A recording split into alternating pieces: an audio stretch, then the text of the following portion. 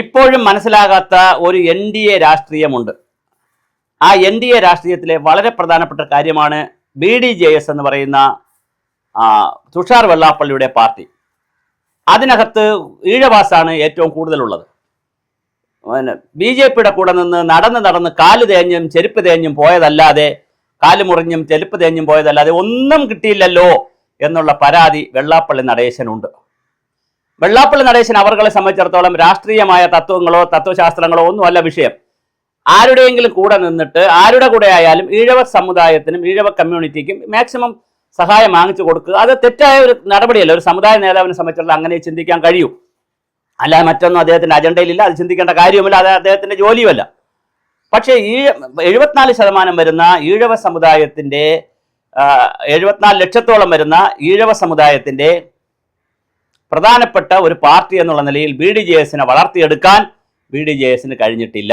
അതാണ് ഏറ്റവും പരമാർത്ഥം. BDJS ഇപ്പോൾ ഒരു സീറ്റാണ് ജയിച്ചിട്ടുള്ളത്. വേറൊരു സ്ഥലത്തും BDJS ജയിക്കുന്നുമില്ല. അത് BJP വോട്ട് ചെയ്യാഞ്ഞിട്ടാണോ, സംഘപരിവാർ വോട്ട് ചെയ്യാഞ്ഞിട്ടാണോ, അതോ സംഘപരിവാറുകാരും BJPക്കാരും ഇറങ്ങി പ്രവർത്തിക്കാത്തതുകൊണ്ടാണോ BDJSനെ അങ്ങനെ കൃത്യമായി മുന്നോട്ട് പോകാൻ കണ്ട് കഴിയുന്നില്ല.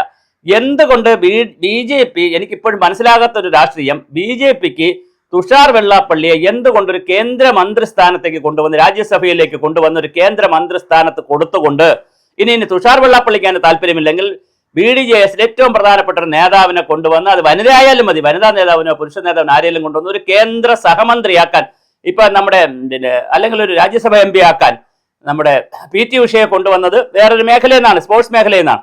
അല്ലെങ്കിൽ സദാനന്ദ മാസ്റ്ററെ കൊണ്ടുവന്നത് മറ്റൊരു മേഖലയിൽ നിന്നാണ്. ഇതുപോലെ എന്തുകൊണ്ട് നമുക്ക് ഇത് കഴിയുന്നില്ല BJPക്ക് എന്നുള്ളത് ഒരു വലിയ ചോദ്യമാണ്. CK ജാനുവിനെ എന്തുകൊണ്ട് പ്രയോജനപ്പെടുത്താൻ കഴിഞ്ഞില്ല? BJPക്ക് CK ജാനുവിനെ പ്രയോജനപ്പെടുത്താൻ കഴിഞ്ഞില്ല. അതുകൊണ്ട് തന്നെയാണ് CK ജാനു പുറത്തു പോയത്. ഇപ്പോൾ അവർ LDFിൽ ചേർന്നിട്ടില്ല, പക്ഷെ ചേരാനുള്ള സാധ്യതയുണ്ട്. ഇപ്പോഴത്തെ രാഷ്ട്രീയ പശ്ചാത്തലം അനുസരിച്ച് അതിലേക്ക് ചേരാൻ സാധ്യതയുണ്ട്. 68 സീറ്റുകളാണ് LDFിന് ഇപ്പോഴുള്ളത്. അത് 68 എന്ന് പറയുന്നത് 71 ആക്കാൻ പറ്റിയാൽ 3 സീറ്റ് കൂടെ, നിലവിലുള്ള 68 സീറ്റ് നിലനിർത്താനും 3 സീറ്റ് കൂടെ പിടിക്കാനും പറ്റിയാൽ LDF വരും എന്നുള്ളതാണ് LDFിന്റെ കാഴ്ചപ്പാട്.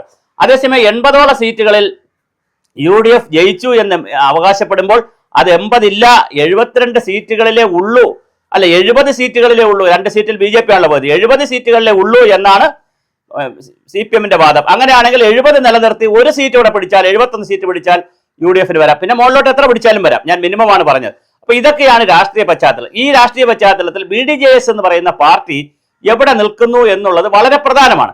അപ്പൊ അങ്ങനെ ചിന്തിക്കുമ്പോൾ വെള്ളാപ്പള്ളി നടേശൻ പറയുന്നതിനകത്ത് കുറെ കാര്യങ്ങളുണ്ട്.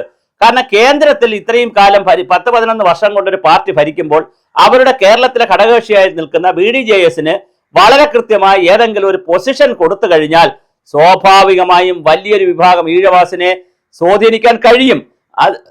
അതുപോലെ തന്നെ നായർ കമ്മ്യൂണിറ്റി, ഇപ്പം BJPക്കകത്ത് നിൽക്കുന്ന ഒരു ഈഴവന് കൊടുത്തത് കൊണ്ടോ അല്ലെങ്കിൽ നായർക്ക് കൊടുത്തത് കൊണ്ടോ കാര്യമില്ല. ഇപ്പം സുരേന്ദ്രനോ അല്ലെ V മുരളീധരനോ കുമ്മനം രാജശേഖരനോ ഒരു സ്ഥാനം പിടിച്ചു കൊടുത്തുകൊണ്ട് കാര്യമില്ല. കാരണം അവർ പരമ്പരാഗതമായി അതിൽ നിൽക്കുന്നവരാണ്. അല്ലാതെയുള്ള പുതിയ ആളുകളെ വിളിച്ചു കൊണ്ടുവന്ന് കാര്യങ്ങൾ കൊടുക്കുന്ന ഒരു നിലയിലേക്ക്, ഒരു അധികാര കേന്ദ്രങ്ങളിലേക്ക് കൊടുക്കുന്ന നിലയിലേക്ക് കാര്യങ്ങൾ വരുന്നില്ല. ഇപ്പൊ മത്സ്യത്തൊഴിലാളികളുമായി ബന്ധപ്പെടുത്തിയിട്ടുള്ള ധീവരസഭയുമായി ബന്ധപ്പെടുത്തിയുള്ള അവിടെയുള്ള ഒരു നേതാവിന് ഒരു പൊസിഷൻ ഇപ്പൊ കേന്ദ്രത്തിൽ കൊടുത്തു, മറൈനിന്റെ കമ്മിറ്റിയിലൊക്കെ വെച്ചു. ഇത്തരത്തിലുള്ള അപ്പൊ ചോദിക്കും BJPക്കാർക്ക് പൊസിഷൻ വേണ്ട. തീർച്ചയായിട്ടും ഒരുപാട് ത്യാഗം BJP സഹിച്ചാൽ മാത്രമേ, ഇപ്പൊ പുറത്തുനിന്നുള്ള ഒരുപാട് ആളുകളെ BJP കൊണ്ടുവരുന്നു. ഇപ്പൊ ശ്രീലേഖ IPS മേയർ സ്ഥാനാർത്ഥിക്ക് പോലും ഇങ്ങനെ നിൽക്കുകയാണ്, അല്ലെങ്കിൽ ഡെപ്യൂട്ടി മേയർ അല്ലെങ്കിൽ പ്രധാനപ്പെട്ട സ്റ്റാൻഡിംഗ് കമ്മിറ്റി, അങ്ങനെ ഉണ്ട് ഇവിടെ തിരുവനന്തപുരത്ത്. എന്തായാലും മേയർ ആകാനാണ് സാധ്യത.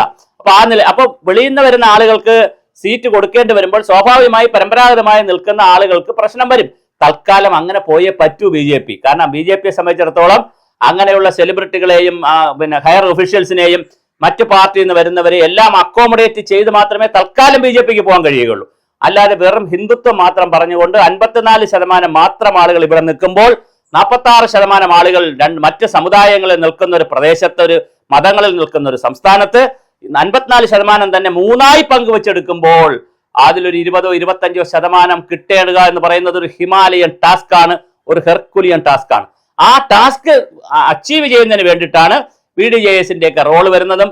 നമ്മുടെ വിഷ്ണുപുരം ചന്ദ്രശേഖർ നാടാർ കമ്മ്യൂണിറ്റി റെപ്രസെന്റ് ചെയ്തിട്ടും എന്തുകൊണ്ട് കാട്ടാക്കടയിൽ PK കൃഷ്ണദാസ് തുടർച്ചയായി തോൽക്കുന്നു? കാട്ടാക്കടയിൽ ഏറ്റവും കൂടുതലുള്ളത് നാടാർ കമ്മ്യൂണിറ്റി ആണല്ലോ.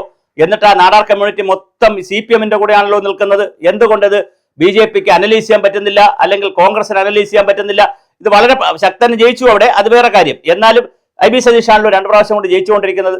ഈ തരത്തിലുള്ള കാര്യങ്ങളെ കുറിച്ച് അനലൈസ് ചെയ്യാൻ, അതായത് കേരളത്തിലെ ജനത്തിന്റെ ഒരു പൊതുബോധവും പൊതുമനസ്സും ഒരു മതേതര തരത്തിലുള്ള, അത് കപടമാണോ നല്ലതാണോ ചീത്തയാണോ, അതല്ലെങ്കിൽ കപട മതേതരമാണോ എന്നൊക്കെയുള്ള വേറെ ചിന്ത, അത് വേറെ ചർച്ച ചെയ്യണം. അത് വേറൊരു വലിയ ക്യാൻവാസിൽ ചർച്ച ചെയ്യേണ്ട ഒരു വിഷയമാണ്. മലയാളി ഒരു കപട മതേതരവാദിയാണോ, മതം ഉള്ളിൽ വെച്ചുകൊണ്ട് കപട മതേതരം പറയുന്നതാണോ, അത് രാഷ്ട്രീയം ഉള്ളിൽ വെച്ചുകൊണ്ട് കപട മതേതരം പറയുന്നതാണോ, അത് വേറെ വിഷയമാണ്.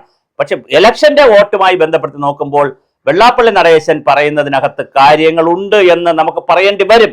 ഏത് കാര്യത്തിൽ? മുസ്ലിം ലീഗിന്റെ കാര്യത്തിലല്ല, BJP-യുമായി ബന്ധപ്പെടുത്തിയിട്ടുള്ള കാര്യത്തിൽ BDJS-ന്റെ തുഷാർ വെള്ളാപ്പള്ളിയെ വളരെ കൃത്യമായി ഉപയോഗിക്കുന്നതിന് കഴിഞ്ഞിട്ടില്ല എന്നുള്ളത് മാത്രമല്ല, ഇത് തുഷാർ വെള്ളാപ്പള്ളിയുടെ ഒരു പ്രശ്നം എന്തെന്ന് വെച്ചാൽ, ഈഴവരാതി പിന്നോക്ക സമുദായ ആളുകളുടെ നേതാവായി ഉയരാനും അതിലുള്ള ആളുകളെ പുതിയതായി കണ്ടെത്തിക്കൊണ്ടുവരാനും തുഷാർ വെള്ളാപ്പള്ളിക്കും കഴിഞ്ഞിട്ടില്ല എന്നുള്ളത് വലിയൊരു നഷ്ടമാണ്.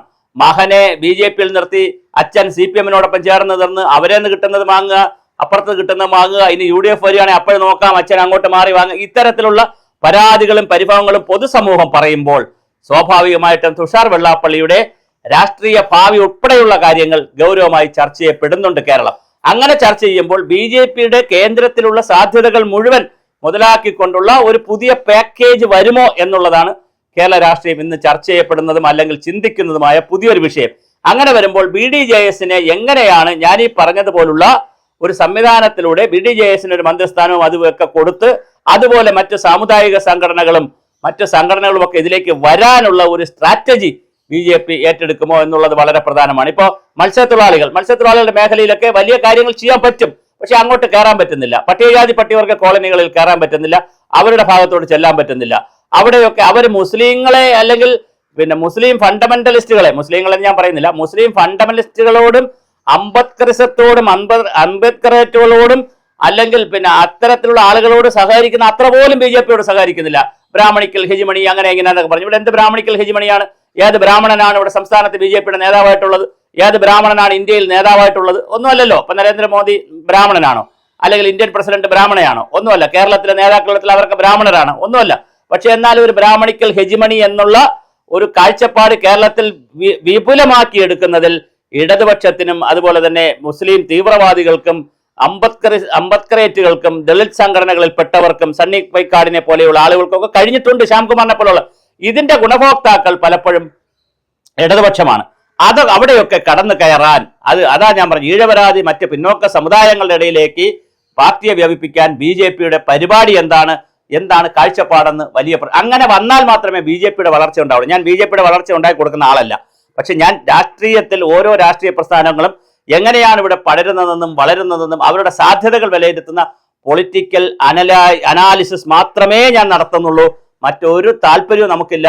അതുകൊണ്ട് തന്നെ ഞാൻ പറയട്ടെ, BJP-യുടെ ഇവിടെ നിൽക്കുന്ന BDJS-ന്റെ ഭാവി എന്ന് പറയുന്നത് ഞാൻ ഈ പറയുന്ന അധികാര രാഷ്ട്രീയവുമായി ബന്ധപ്പെടുത്തി നോക്കുകയാണെങ്കിൽ, അല്ലെങ്കിൽ ആദർശ രാഷ്ട്രീയത്തിൽ വിശ്വസിക്കണം. വെള്ളാപ്പള്ളി നടേശനായാലും തുഷാർ വെള്ളാപ്പള്ളി ആയാലും NDA നിൽക്കുന്നത് ഒരു ആദർശം. ഇപ്പൊ CPI ഒക്കെ CPM-ന്റെ കൂടെ നിൽക്കുന്ന പോലെ ഒരു ആദർശാധിഷ്ഠിത ഞങ്ങൾ അങ്ങനെ നിൽക്കുകയുള്ളൂ എന്ന് പറയാം. അല്ലെങ്കിൽ ഈ അധികാര രാഷ്ട്രീയത്തിന്റെ ഘടനയിലാണ് നിൽക്കുന്നതെങ്കിൽ അത് BJP അടിയന്തരമായി തിരിച്ചറിയുകയും അതിനാവശ്യമായ മരുന്ന് ചെയ്യുകയും ചെയ്യാതിരുന്നാൽ ഒരുപക്ഷെ തുഷാർ വെള്ളാപ്പള്ളിയും ടീമും എല്ലാം കാണും, താഴെ അണികൾ കൂടെ കാണുകയില്ല.